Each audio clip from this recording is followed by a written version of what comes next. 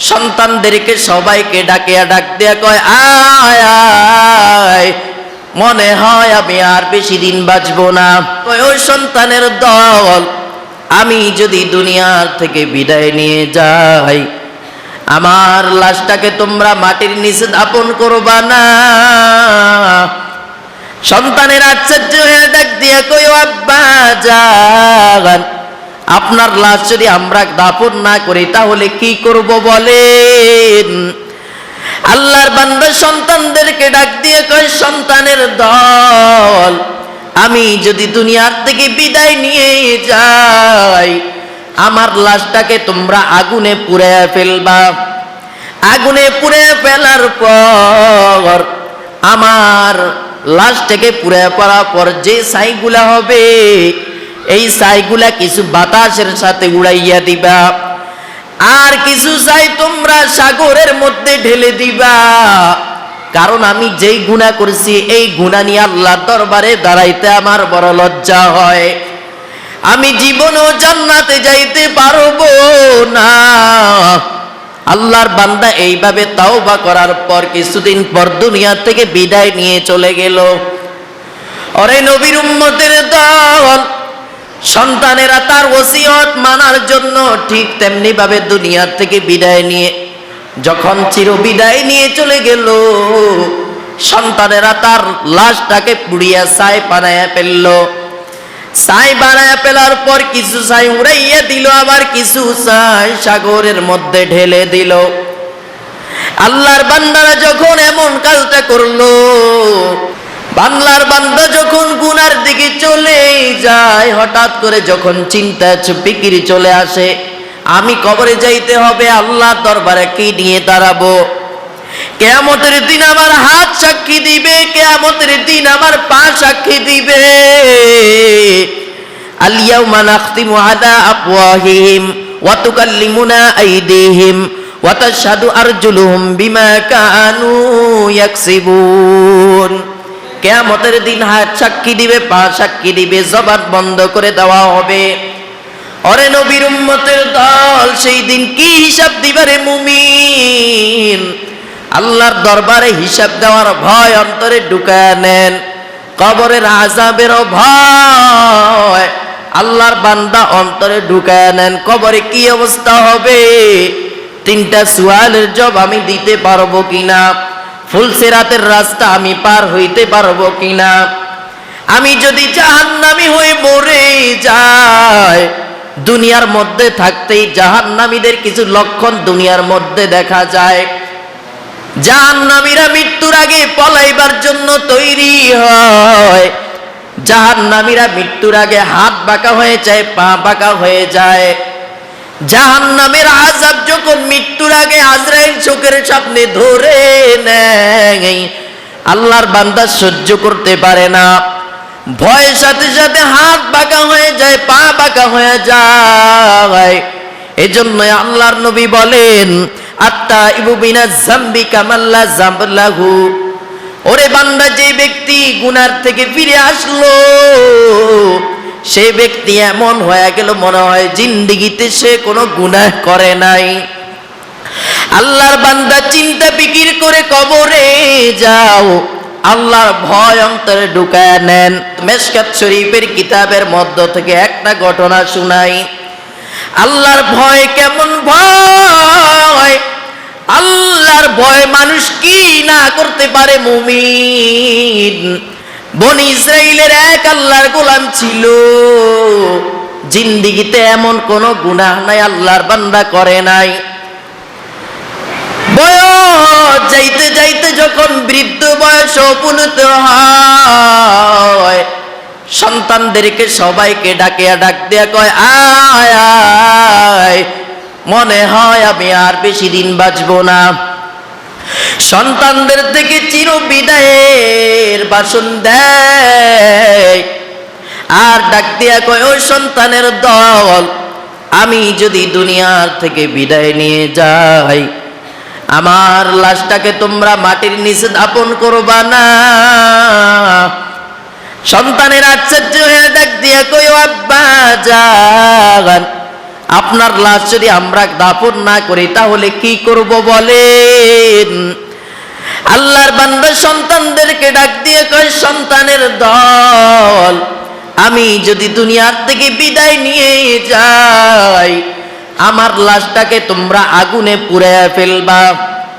আগুনে পুড়িয়ে ফেলার পর আমার লাশটাকে পুড়িয়ে পড়ার পর যে ছাইগুলা হবে, এই ছাইগুলা কিছু বাতাসের সাথে উড়াইয়া দিবা, আর কিছু ছাই তোমরা সাগরের মধ্যে ঢেলে দিবা। কারণ আমি যেই গুনাহ করছি এই গুনাহ নিয়ে আল্লাহর দরবারে দাঁড়াইতে আমার বড় লজ্জা হয়। আমি জীবনেও জান্নাতে যাইতে পারবো না। আল্লাহর বান্দা এইভাবে তাওবা করার পর কিছুদিন পর দুনিয়া থেকে বিদায় নিয়ে চলে গেল। ওরে নবীর উম্মতের দল, সন্তানেরা তার ওসিয়ত মানার জন্য ঠিক তেমনি ভাবে দুনিয়া থেকে বিদায় নিয়ে যখন চিরবিদায় নিয়ে চলে গেল, সন্তানেরা তার লাশটাকে পুড়িয়া ছাই বানায়া ফেলল। ছাই বানায়া ফেলার পর কিছু ছাই উড়াইয়া দিল, আবার কিছু ছাই সাগরের মধ্যে ঢেলে দিল। আল্লাহর বান্দারা যখন এমন কাজটা করলো, আল্লাহ রব্বুল আলামিনের কথা তো আকাশ শুনে, জমিন শুনে। আল্লাহ রব্বুল আলামিন যাই অর্ডার করেন জমিনের মধ্যে তাই হয়। আল্লাহ রব্বুল আলামিন অর্ডার করলেন, এই বাতাসের সমস্ত ছাই তোমরা একত্রিত হয়ে যাও। সাথে সাথে সব ছাইগুলো একত্রিত হয়ে গেল। আল্লাহ রব্বুল আলামিন আবার সাগরের পানিদেরকে অর্ডার দিয়ে ডাক দিয়া কয়, ও সাগরের পানি, সব ছাইগুলো একত্রিত হয়ে যাও। সব ছাইগুলো যখন একত্রিত হয়ে গেল, একত্রিত হওয়ার পর আল্লাহ রাব্বুল আলামিন আবার পুরা সুন্দরভাবে দেহ তৈরি করে দিলেন। দেহ তৈরি করার পর আল্লাহ রাব্বুল আলামিন যখন ফেরেশতারা তার হিসাব নেওয়ার জন্য আসলো, আল্লাহ রাব্বুল আলামিন ডাক দিয়ে কয়, ফেরেশতার দল, তার হিসাব তোমরা নিবা না, আজকে আমি আল্লাহ স্বয়ং তার সাথে কথা বলবো। আল্লাহ রাব্বুল আলামিন ডাক দিয়ে কয়, হে গোলাম, কেন নিজেকে এমন করে দিলা? কেন নিজেকে ছাই বানাইয়া দিলা? আল্লাহর বান্দা ডাক দিয়ে কয়, হে মালিক, জিন্দেগিতে এমন কোন গুনাহ নাই আমি জমিনের মধ্যে করি নাই। এই গুনাহ নিয়ে যদি আপনার কাছে দাঁড়াইবার মতো চোখ আমার নাই, এমন গুনাহ নিয়ে আপনার দরবারে দাঁড়াইতে আমার বড় লজ্জা হয়। ও আল্লাহ, এই গুনাহ নিয়ে আপনার কাছে দাঁড়াইতে আমি পারবো না। আল্লাহর বান্দা যখন আল্লাহর কাছে এইভাবে নিজের ভয়ের কথাটা স্বীকার করলো, আল্লাহ রাব্বুল আলামিন ডাক দিয়ে কই, ফেরেশতার দল, ওই বান্দার জিন্দেগীর সব গুনাহগুলো আমি মাফ করে দিলাম। যেই বান্দা নিজের ভয়ের কথা স্মরণ করিয়া মৃত্যুর আগে খাঁটিভাবে তওবা করলো, ভয়ে আমি আল্লাহর সামনে দাঁড়াইতে চাই না, আমি আল্লাহ এটার উসিলায় তার জিন্দেগীর সব গুনাহ মাফ করে দিলাম। যাও যাও, তোমরা তাকে জান্নাতের মেহমান বানায়া দাও। এটার নাম হলো তাকওয়া, আল্লাহর ভয়। আল্লাহর ভয় যদি কারো অন্তরে থাকে, গুনাহ করা সম্ভব না। এজন্য ভাই, তাকওয়া অর্জন করেন। রমজান মাস বিদায় নিয়ে চলে যাইতেছে। ওরে নবীর উম্মত, তাকওয়া, আল্লাহর ভয়। আল্লাহর ভয় যদি অন্তরে থাকতো, তাহলে কোনো আল্লাহর বান্দা রোজা ভাঙতে পারতো না। আল্লাহর ভয় যদি কোনো বান্দার অন্তরে থাকতো, কোনো আল্লাহর বান্দা নামাজ ছাড়তে পারতো না। নামাজ যখন ছেড়ে চিন্তা করতো, আমার ভয়, আমার আল্লাহ আমাকে দেখতেছে। আল্লাহর বান্দা যখন রোজা ভাঙ্গে, চিন্তা, আমার ভয়, কেউ দেখে না, কেউ দেখে না, একজন দেখেন, তিনি হলেন কে? আরে নবীর উম্মত, সমুদ্রের নিচে যাইও যদি গুনার মধ্যে লিপ্ত হও, কেউ দেখবে না, একমাত্র কে দেখবেন? আল্লাহর ভয় অন্তরে ধারণ করিয়া নেন। ইয়া আইয়ুহাল্লাযীনা আমানুত্তাকুল্লাহ ওয়া কুনু মা'আস সাদিকিন। ও ও আল্লাহর বান্দারা, আল্লাহকে ভয় করো, ভয় করার মতো ভয় করো।